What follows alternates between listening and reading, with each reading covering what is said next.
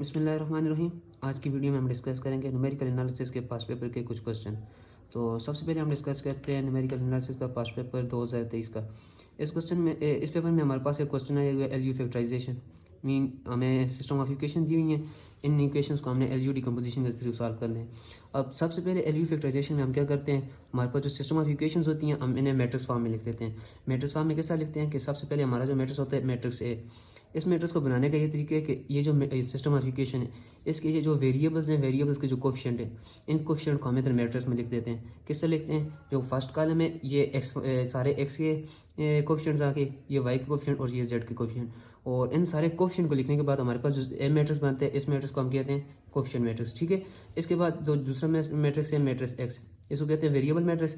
ये मैट्रिक्स हमारे पास बनते हैं इन वेरिएबल्स को लिखने की वजह से। अब इन तीन सिस्टम ऑफ इक्वेशन में, इस सिस्टम ऑफ इक्वेशन में तीन इक्वेशन है और इसमें जो वेरिएबल यूज़ हुए हैं वो हैं तीन, एक्स वाई और जेड, हमने इन्हें लिख दिया। उसके बाद जो बी मैट्रिक्स हमने लिखा है, बी मैट्रिक्स इस साइड पे जो इसकी वैल्यूज़ राइट हैंड साइड पर लिखी होती हैं, जिसके हमारा सिस्टम ऑफ इक्वेशन इक्वल होते हैं, उनको हमने लिख दिया है। ठीक है, अब इस पूरे में हम सॉल्व करेंगे एलयू फैक्टराइजेशन। अब एलयू फैक्टराइजेशन करके हम करेंगे क्या, ये जो तीन वेरिएबल हैं एक्स वाई और जेड, इनको हमने क्या करना है, इनकी वैल्यूज़ निकालनी है। ठीक है, तो इसके लिए सबसे पहले हम लिख देते हैं जिस तरह हमारे पास ये सिस्टम ऑफ इक्वेशन में लिखा हुआ है कि coefficient matrix multiply by variable, हमें क्या मिलता है, बी मिलता है, X is equal to B. ठीक है, अब एलयू फैक्टराइजेशन में हमारे पास सबसे जो पहला स्टेप होता है वो हम ये करते हैं कि जो मैट्रिक्स ए, इससे हम लिखते हैं A is equal to product of two triangular matrices. Two triangular matrices हमारे पास इस तरह होते हैं कि जो ट्रायंगुलर मैट्रिक्स है उसकी डिफिनेशन ये होती है कि उसमें हमारे पास कि जो main diagonal element, main diagonal होता है ये वाला, और फिर लीडिंग डायगोनल होता है ये वाला। अब इसमें जो मेन डायगोनल है इसके या ऊपर वाले एलिमेंट्स या नीचे वाले एलिमेंट्स, इन दो एंटिटीज़ पर हमारे पास, अब हमारे पास जो ट्रायंगुलर मैट्रिक्स है वो दो थे, एक एल था और दूसरा यू था। एल क्या था, लोअर ट्रायंगुलर मैट्रिक्स, और यू क्या था, अपर ट्रायंगुलर मैट्रिक्स। अब जो लोअर ट्रायंगुलर मैट्रिक्स है इसमें इसे बनाने का तरीका क्या है, इसमें जो मेन डायगोनल है उसके एलिमेंट्स जो हैं वो हमेशा क्या होंगे, 1 1 1। ठीक है, वो यूनिटी आ जाएंगे। अपर इससे जो ऊपर वाले वो वाले, ये वाले जो तीन है जो हमारे पास इसके मेंबर बनते हैं एंटिटी, ये तीनों जीरो आ गए। इससे नीचे वाले जो ये हमने अब अननोन है निकालने हैं, लोअर ट्रायंगुलर है तो हम क्या करेंगे, L21 mean second row first column के एलिमेंट, फिर ये 1 आ गया, ये 0 आ गया, फिर ये क्या हो गया, L31 third row first column के element, L32 third row second column के एलिमेंट, और ये लास्ट वाला फिर 1 आ गया। इसी तरह जो यू अपर ट्रायंगुलर मैट्रिक्स है इसमें हम क्या करेंगे, अब इसमें यह था ना कि इसमें मेन डायगोनल पर 1 1 थे, लेकिन इस पर मेन डायगोनल पर भी अपर ट्रायंगुलर की वैल्यूज आएंगी। किस तरह, U11 U22 U33। ठीक है, और ये U12 U13 U22 था mean second row second column. ठीक है, और U23 second row third column के एलिमेंट। ठीक हो गया, अब एल भी आ गया, यू भी आ गया। हमने हमारी इक्वेशन क्या थी, A equal to L U, हमने इसकी फॉर्म में लिख दिया। A is equal to L U की फॉर्म में मैंने ज़रा जगह उस तरह करने की वजह से एल यू इस साइड पर लिख दिया और ए उस साइड पर लिख दिया। ठीक है, एल यू एल मैट्रिक्स ये था, यू मैट्रिक्स ये था, और आगे ए आ गया। अब इन दो मैट्रिक्स को मैंने यहाँ पर डायरेक्ट मल्टीप्लाई करके लिख दिया है। मैट्रिक्स मल्टीप्लिकेशन किस तरह होती है कि फर्स्ट रो फर्स्ट कॉलम को हम मल्टीप्लाई करेंगे, हमारे पास एक एलिमेंट में हमारे पास बनेगा। किस तरह, 1 मल्टीप्लाई बाई U11 किया गया, आ गया U11 आ गया, फिर 0 मल्टीप्लाई बाई ये, इस तरह करते हैं ना ये, और फिर हम इस तरह करते हैं, first row first column 1 element, first row second column second element, first row third column third element. इसी तरह 1 1 को, ये जो 1 था इसे मल्टीप्लाई किया सेकंड कॉलम के साथ, 1 मल्टीप्लाई बाई U22 क्या आ गया, U22 आ गया, 0 मल्टीप्लाई बाई दिस 0, फिर 0 ये आ गया। ठीक है, अब इसी तरह थर्ड के साथ किया, फिर इस तरह second row first column second row second column second row third column, हमारे पास सेकंड रो इस मैट्रिक्स की तैयार होगी। इस तरह थर्ड रो फर्स्ट कॉलम उसका एलयू मैट्रिक्स का क्या आ गया, थर्ड रो फर्स्ट कॉलम का एलिमेंट आ गया, थर्ड रो सेकंड कॉलम किया, ये वाला एलिमेंट आ गया, थर्ड रो थर्ड कॉलम का किया, हमारे पास ये आ गया इक्वल टू मैट्रिक्स ए। अब हम इसके बाद क्या करेंगे, ये जो एलयू मैट्रिक्स आया ये वाला और ये, अब इस मैट्रिक्स में हमारे पास कुछ चीज़ें अननोन है ना, तो हम इन दो मैट्रिक्स को क्या करेंगे, कंपेयर करेंगे। हमारे पास क्या होता है कि दो मैट्रिक्स जब इक्वल हो तो उनके हर एक एलिमेंट जो है, हर एक दोनों मैट्रिक्स हर एक एलिमेंट उसके दूसरे मैट्रिक्स के करस्पॉन्डिंग एलिमेंट के इक्वल होते हैं। मीन इसके ये वाला एलिमेंट इसके इक्वल होगा, ये वाला इसके, इसका ये वाला एलिमेंट इसके।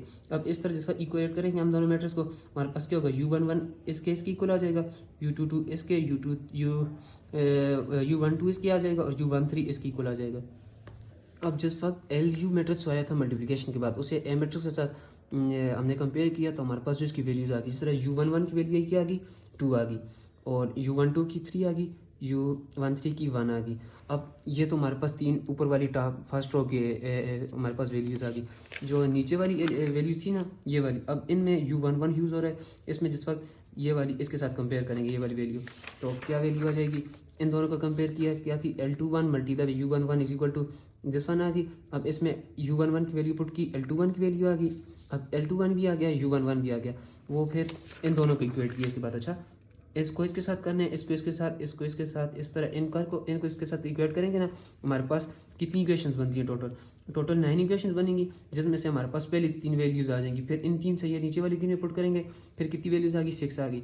अब इन 6 को नीचे वाली 3 इक्वेशन में पुट करेंगे, हमारे पास 9 की 9 वैल्यूज़ हमारे पास आ जाएंगी। ठीक है, जो वैल्यूज़ आई थी ना, L11 की वैल्यू आ गई, L11 की जो इस पेज पर आई है। ठीक है, L11 की वैल्यू आ गई। फिर इसी तरह L11 की आ गई, L11 की भी आ गई, और उसकी U11 की, U12 की, U13, L21, इसी तरह ये सारी वैल्यूज़ आ गई। अब इन वैल्यूज़ को हमने इस मैट्रिक्स में पुट करना है, L मैट्रिक्स में और U मैट्रिक्स में। इन वैल्यूज़ को पुट किया तो हमारे पास L और U मैट्रिक्स जो अननोन थे उनमें वो हमारे पास पूरे 2 नॉन मैट्रिक्स बन गए। L मैट्रिक्स आ गया, दूसरा U मैट्रिक्स आ गया। ठीक है, अब हम अपनी जो हमने जो सपोज किया उस पर चले जाते हैं। हमने ये सपोज किया था ना, A is equal to L multiply by U। ठीक है, अब हमारे पास जो ऊपर वाली फर्स्ट इक्वेशन थी वो क्या थी?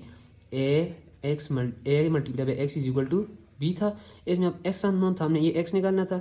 अब ये वाली इक्वेशन इसमें पुट करते हैं, क्या बन जाएगी equation? LUX is equal to B बन जाएगा। ठीक है, अब इसमें एक चीज़ और रिलेट करते हैं। अब इसमें क्या क्या चीज़ें, एक L आ गया, U आ गया, x is equal to B आ गया। अब इसमें हम ये करते हैं ना, ये जो U मल्टीप्लाई बाई एक्स है हमारे पास, इसको हम करते हैं U multiply by X is equal to Y.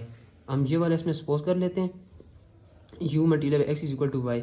अब ये U आ गया, अब ट्रायंगुलर मैट्रिक्स जो ये जो x था, एक्स वाई जेड, वही हमारे पास क्या आ गया? कॉलम मैट्रिक्स आ गया।